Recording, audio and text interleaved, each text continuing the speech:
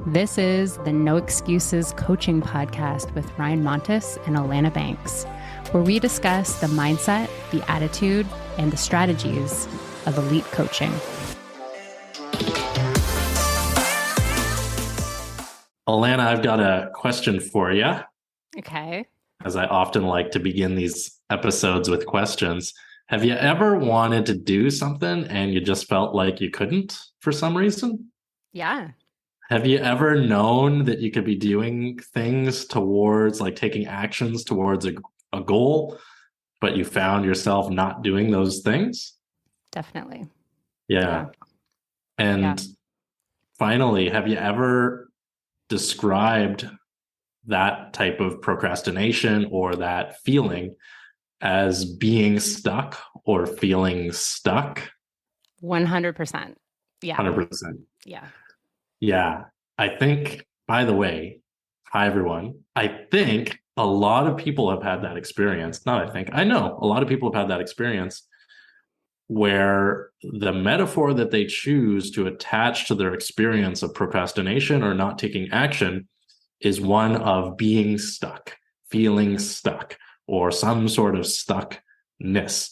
I think this metaphor for the challenge of whatever it is it's describing, procrastination or not getting things done or not making progress, this metaphor has become nearly prolific. I'm stuck. I'm blocked. There's a stuckness. I can't move, right? Mm-hmm. Yeah. And I'm kind of emphasizing that it's a metaphor because it's not literally true, right? If you think back to all the times you've been, having this feeling of stuckness, probably, Alanna, you were never literally glued to the floor or literally stuck to a wall, right? Yeah. Yeah. Yeah, no, obviously you're not stuck, but it is a limitation that you're subscribing to when you're feeling stuck, when you're saying that. It's easy to stay limited when you're in that vibe. Yeah. It is easy to stay in that vibe when you're in that vibe. So, listeners, if any of what we just talked about resonates with you, or you felt stuck in your life, or maybe you feel stuck in one area right now, stay tuned because we're going to take this apart. We're going to dismantle it, and we're going to find out what is the recipe to become unstuck, to dissolve this so-called stuckness, so that we can take massive action. Does that sound good, Alanna? Yeah, I love it. I love this topic because it's something that a lot of my clients come to me talking about. When someone says to me that they're feeling stuck, or if I'm feeling stuck, that is a huge message to me that my head and my heart are out of alignment. Like there's something that my head thinks I should be doing, or, I'm not getting what I should have, or, my heart really wants to be somewhere else or doing something else, or like they're off balance. That makes you feel stuck, right? Because you're in a stalemate between what your heart really wants to do and what your head logically is saying, well, you should be doing this because you're this age or you're this job or whatever. Okay, so that's a good point. So there's number one thing that causes people to feel this feeling of stuckness, right? Where they're out of alignment. Their conscious goals are not in alignment with their unconscious or subconscious programming, right?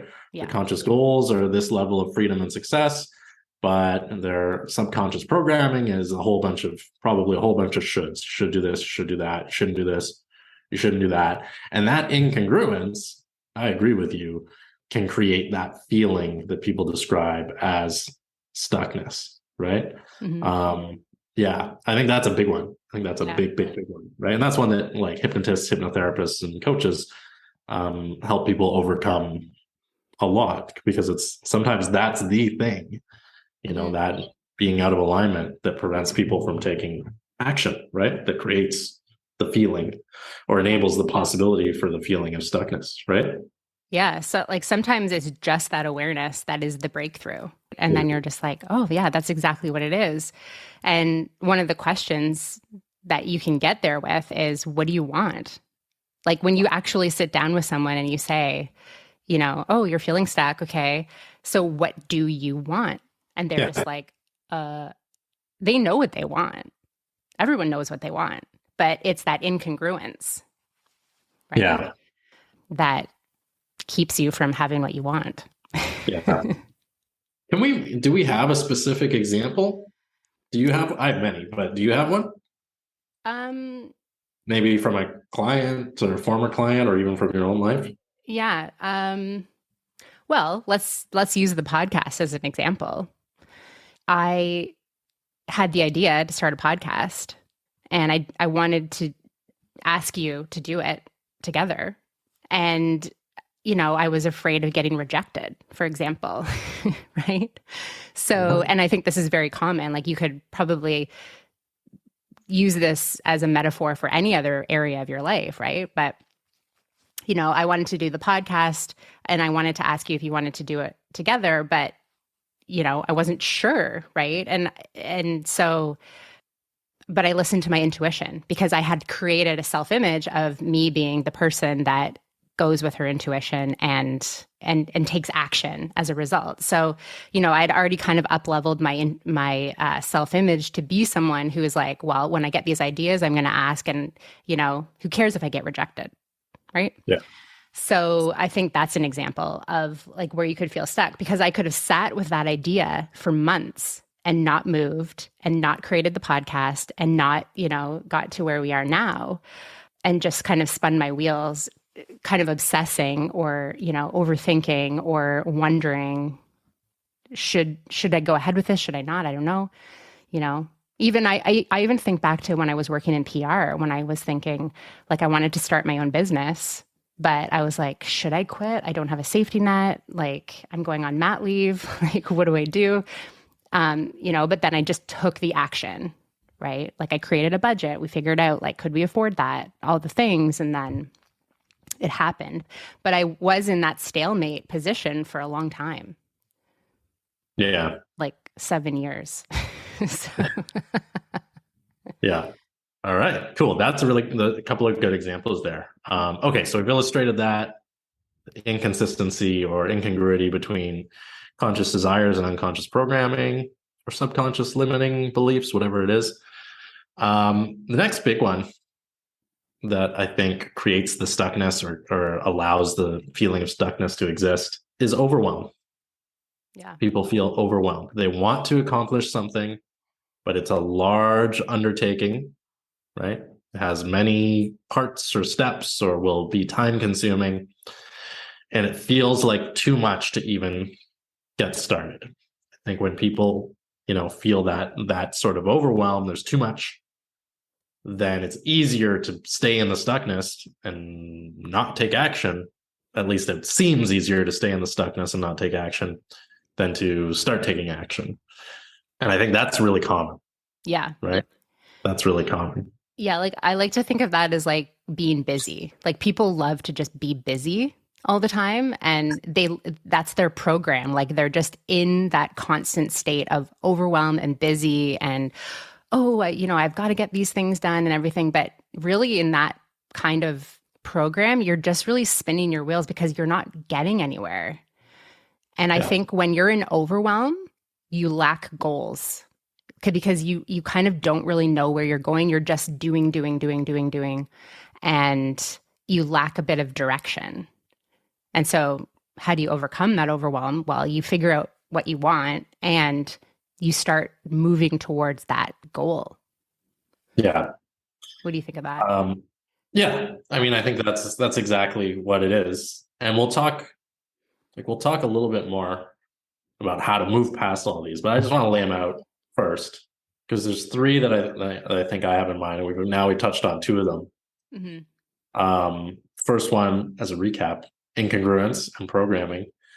The second one was overwhelm, and the third one that I have in mind, and I'm curious if we'll lay out this third one, and then I don't know if there's going to be any others that come up in your mind. Okay. But the third one I think is a little bit connected to the first one, and it's secondary gain, as we call it, to use a technical term, or emotional benefit. And what that means is it's more comfortable, or it's your subconscious mind's sneaky way of protecting you, to make you feel so stuck that you can't take action. Right? So, for example, somebody really wants to be in a relationship, but they never go on dates, they never go out, they never socialize, they never put themselves in a position where they would meet a potential partner because they feel stuck.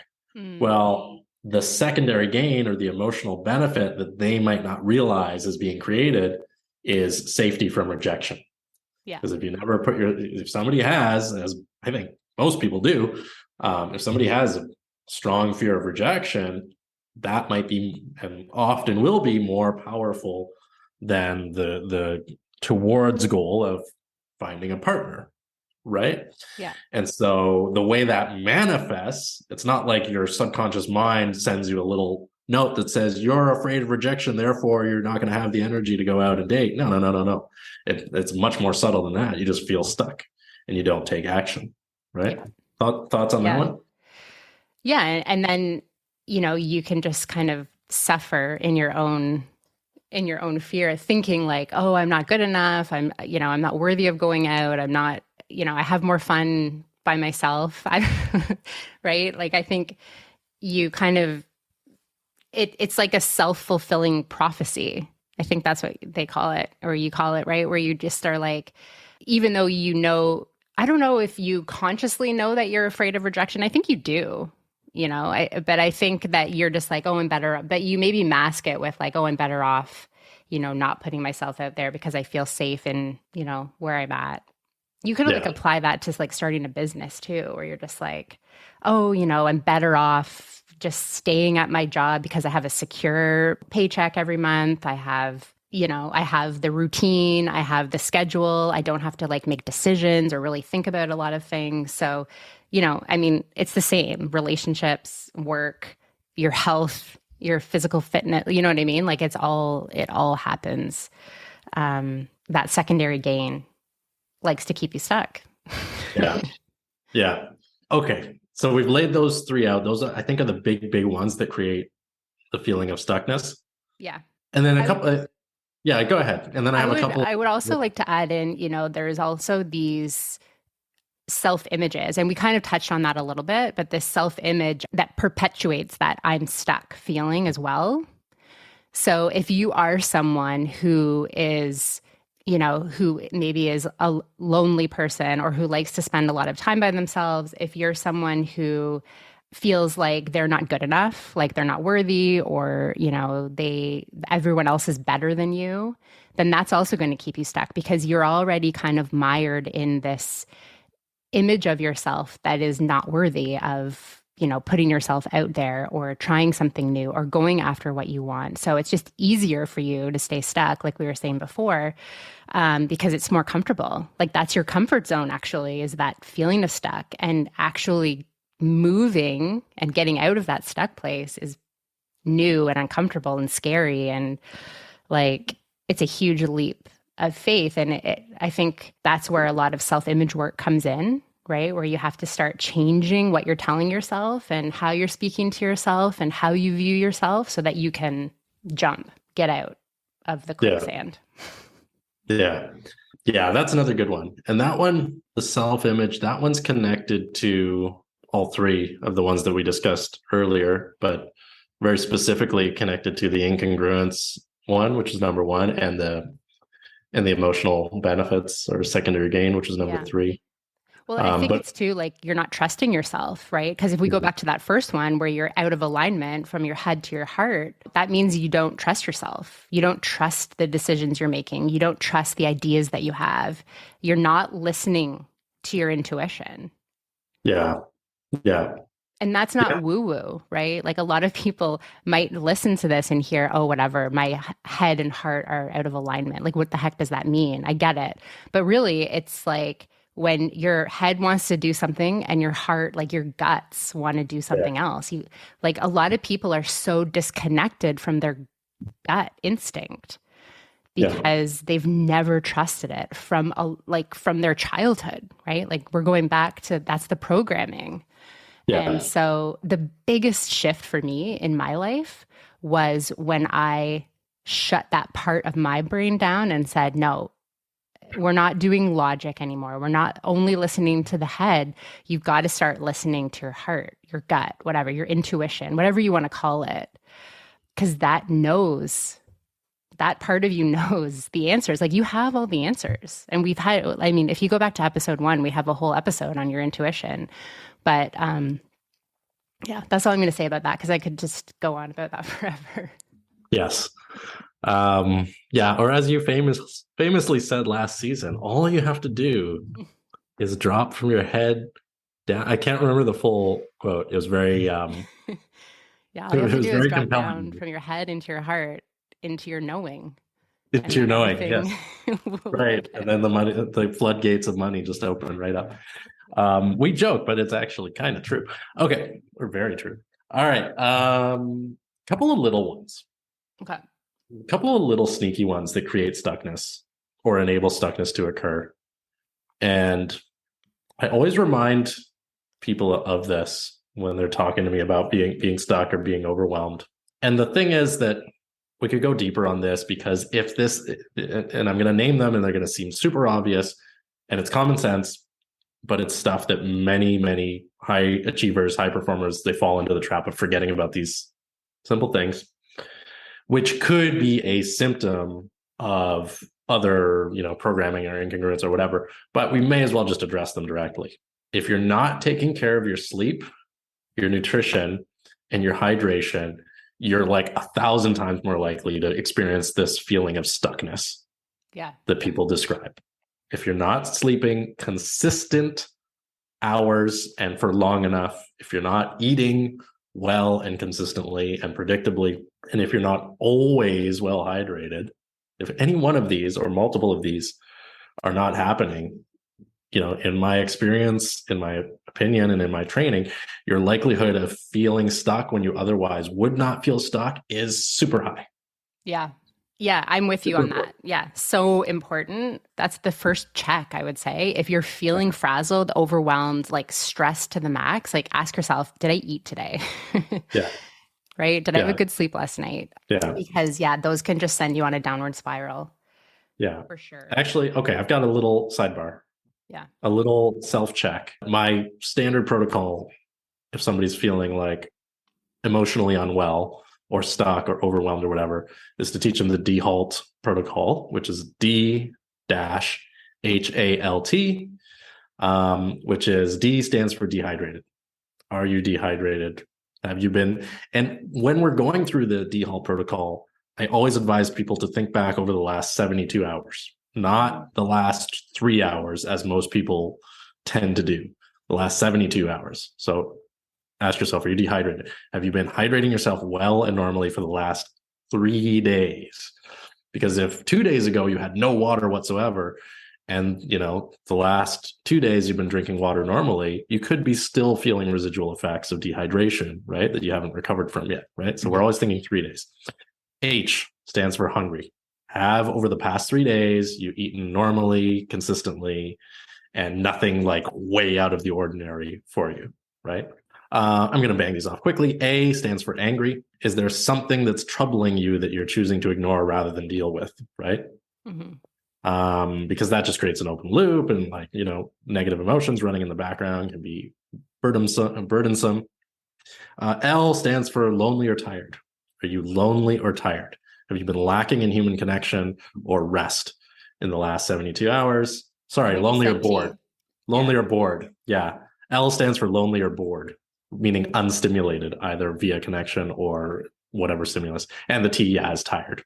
Have you been unrested or not well rested? Anyways, so if any of those are out of whack, it's almost not even worth addressing like limiting beliefs or like incongruency or how a person manages overwhelm, because it's going to make it so much easier, or the problem may just disappear when those are addressed. Yeah. So, and I think this is a good segue into what do we do about these things. Yeah.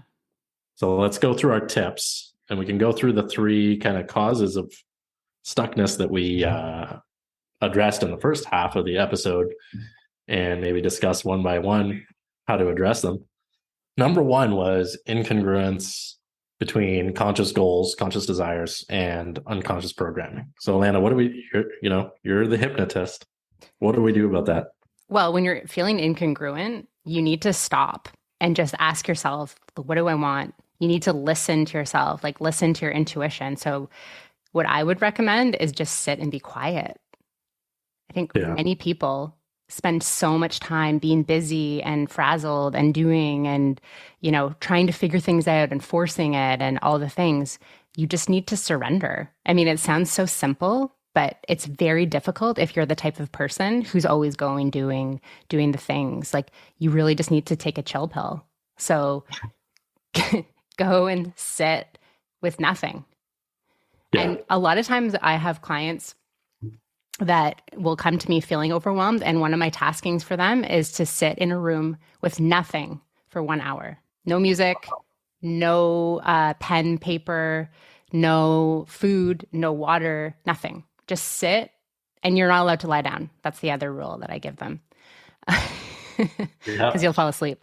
So you just need to sit for 1 hour. And it's very, very interesting to see what comes up. And I've done this too. Like, I don't just assign this because I want to torture you. I've done this, and it was very eye-opening for me, because the interesting thing is you're going to delay. You're going to delay. So if I were to say to you, okay, Ryan, before we record next week's episode, I want you to take 1 hour and just sit by yourself, nothing, and then report the results next week, right? If you're the type of person who's like wants to be busy all the time, you're going to probably delay that. And there's a lot of awareness in the delaying of going and doing that tasking. Like, what's coming up for you? Why don't you want to go and do that? What are you afraid of?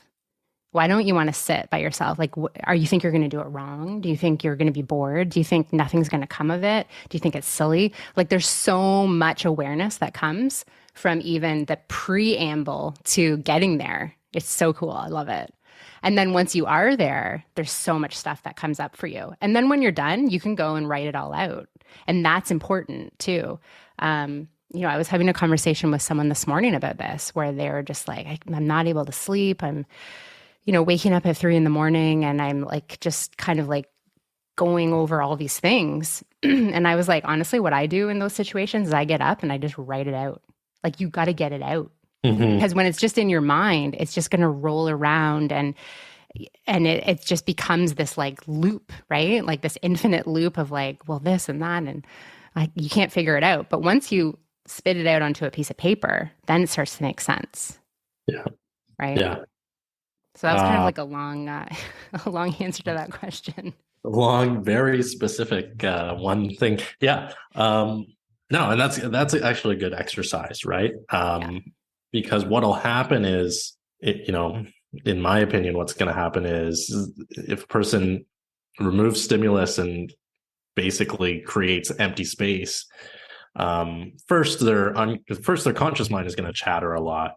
But eventually, when it's that long, it's an hour, more thoughts are going to have the opportunity to come up, more ideas, more realizations, more understandings.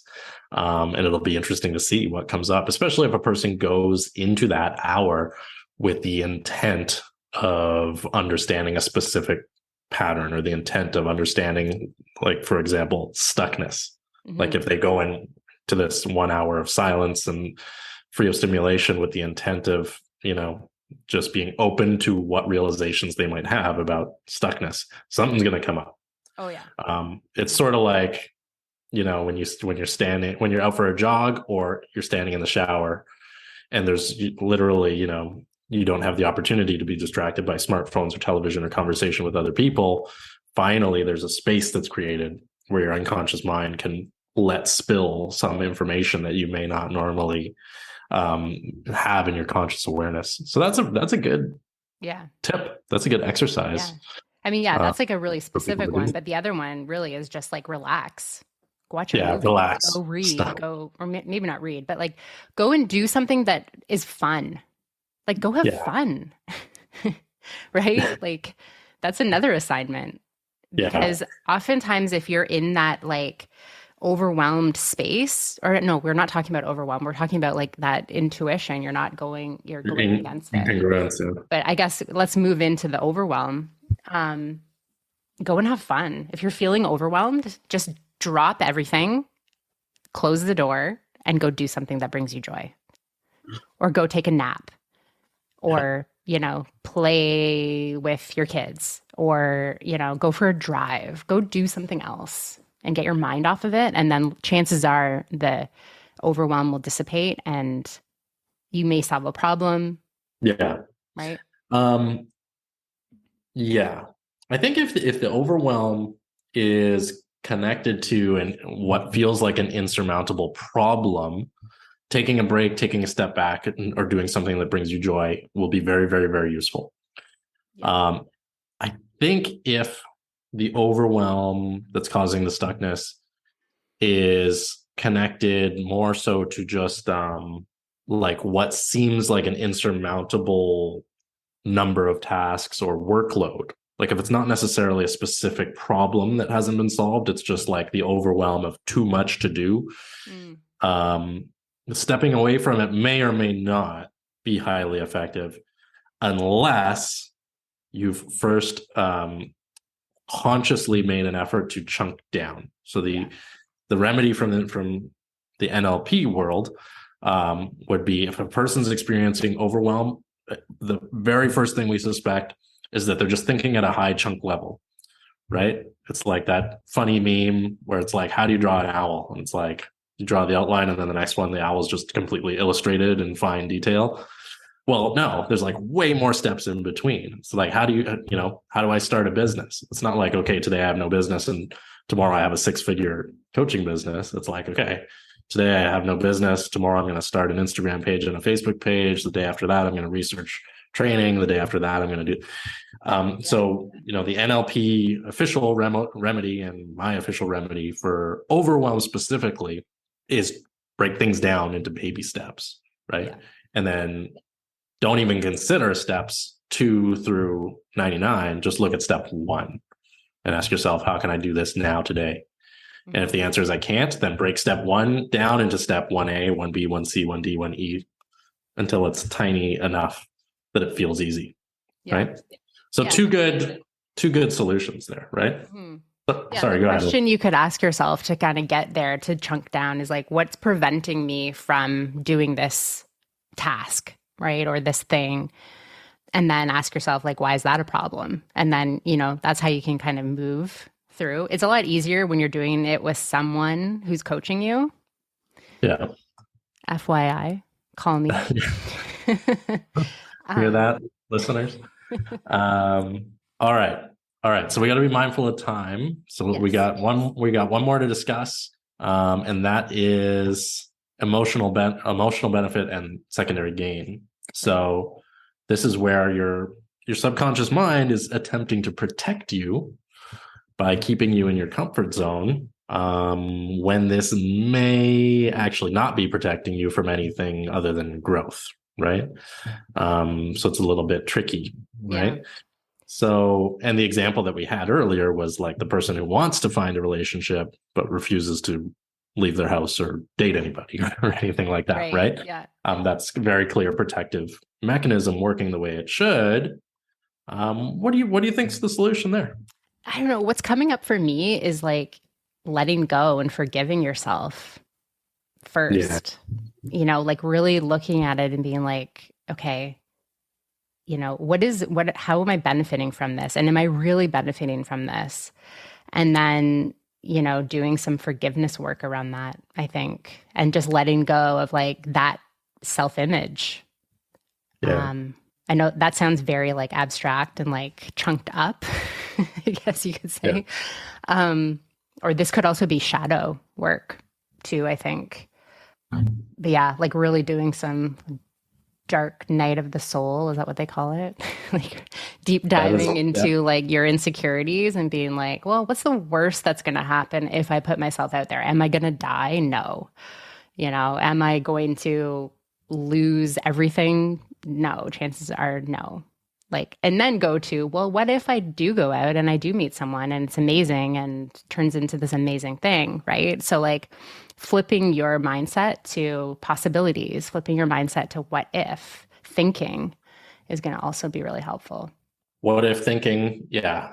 is good. Yeah, directing your mind to positive potentials rather than, scary worst case scenarios is going to be very important. I think with this one, with the emotional benefit or secondary gain, awareness is going to be very, very key. So, if a person is feeling stuck and they're listening to us right now and they're thinking, oh yeah, maybe there is something that like I'm avoiding or some fear, or something like that. A question that you can ask yourself is like, what good thing is going to go away when I take action towards my goal? Which initially might sound a little bit counterintuitive. What good thing is going to go away? Like the person who, the classic example is the person who's too depressed to work and they're seeking treatment, all stuff that should work, but the sadness or the depressive feelings are not going away. And they ask themselves, well, what good thing is going to go away when the problem, which is depression, goes away? I'll have to go back to work. I won't be able to stay home and relax and do my own thing all day, every day. I'll have to go back to the job that I hate. Right? That's a very hyper-specific example, and it's not uncommon.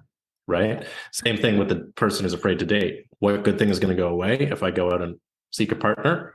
Well, right now I'm super safe from rejection. That's going to go away if I go out and, and often just that awareness, because then you get to make the informed choice. Well, now it's no longer an unconscious limitation. Now it's a choice. Am I going to choose to stay home and be safe from rejection? Or am I going to choose to take that risk and go out and enter the dating world? Am I going to choose to, remain on the sofa, or am I going to take action to find a different job that I don't hate so much that I refuse to go back to it, right? Or whatever. Yeah. It's about bringing it into awareness so you reclaim the power that is conscious choice rather than your unconscious mind enforcing these protective mechanisms. Thoughts on that? And the other thing that I think in that scenario too is like, it might feel scary to do that big leap. So like, what are some small things you can do in the rejection situation? How can you get rejected, like a mini rejection? You know what I mean? Yeah, we can combine the remedy from overwhelm with the remedy for emotional benefit or secondary gain, and have gradual exposure to that with which our subconscious mind was trying to protect us. Yeah, because like the more you the more wins you have in that area where you do a thing where you thought you might get rejected, but then you didn't, that's confirmation for your subconscious mind that, oh, it's actually okay if I do put myself out there just a little bit. So then that's going to be, opportunity for you to then put yourself out there a little bit more, and then a little bit more and a little bit more, until all of a sudden you're like on Tinder or whatever. Yeah. Getting swiped. Yeah. Dating up a storm. Cool. All right. So we got those. The obvious remedy for if you fall into any of the dehalt ones is if you're dehydrated, hydrate. Yeah, key. Be rested. These are really, really, really important. Don't allow yourself. That's how I got onto the water cocktails after learning dehalt. Yeah. Oh, good. Good. It's very important. It's very important. Those things sneak up on you, and really do affect your mental health, especially over time. So good. Okay. So I guess we got it. We talked about this stuckness epidemic, talked about what's causing it. We talked about some ways to overcome it. Another great way to overcome it is to reach out to Alanna Banks, work with Alanna Banks, hypnotist and coach extraordinaire. Alanna, what do you got going on these days? What's coming up? Well, speaking of, I have a self-image workshop coming up. So if you are feeling stuck, if you are the self-image of any of those ones I was talking about, then this is going to be an opportunity to flip your self-image and go to something that's a bit more positive and empowering and in alignment with your head and your heart. But that's kicking off November 15th, the recorded modules. So you don't have to be live or anything like that, but you can go to my Instagram at Alanna Banks Coaching to get more information and sign up. Yeah. Cool. Yeah, definitely check that out with Alanna Banks. I've always got training programs going on, both in hypnotherapy certification and my longer elite coach mentorship program. and lots of other good stuff going on, depending on when you're listening to this. Check me out, Ryan Montes NLP on the Instagram. And you are, what's your Instagram, Alanna? Alanna Bings Coaching. Right. Cool. I guess that's going to be it for today. Anything else to add? No, that's it. Great convo. Sweet. Yeah, perfect. All right. Thanks everybody for listening. That's going to be it. Bye.